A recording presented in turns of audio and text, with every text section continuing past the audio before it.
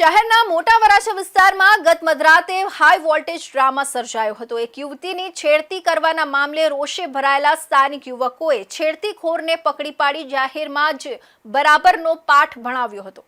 આ ઘટનાના video social media પર વાયરલ થતા ઉત્તરાણ પોલીસે કાયદેસરની કાર્યવાહી હાથ ધરી છે।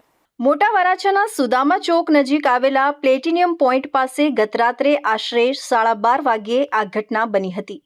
આરોપ છે કે એક યુવકે યુવતીની છેડતી કરી હતી, જેનાથી સ્થાનિક યુવકોનો પિત્તો ગયો હતો। 4 થી 5 યુવકોએ આ છેડતીખોર શખ્સને ઘેરી લીધો હતો અને રોડ પર જ તેની ધોલાઈ શરૂ કરી દીધી હતી। મધરાતે સર્જાયેલા આ દ્રશ્યો જોવા માટે લોકોના ટોળા ઉમટી પડ્યા હતા।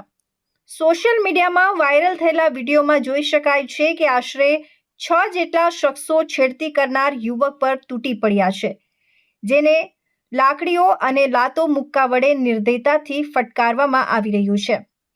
યુવક સતત માફી માંગતો હોવા છતાં લોકોનો રોષ શાંત થતો ન હતો।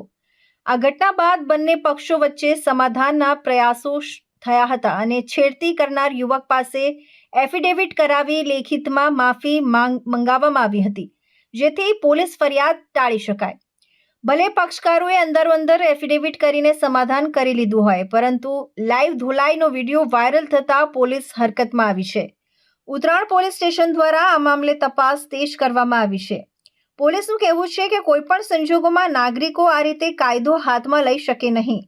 વિડીયોમાં દેખાતા તમામ યુવકો અને ભોગ બનનારને પોલીસ સ્ટેશન બોલાવી તેમના નિવેદનો નોંધવાની પ્રક્રિયા શરૂ કરવામાં આવી છે।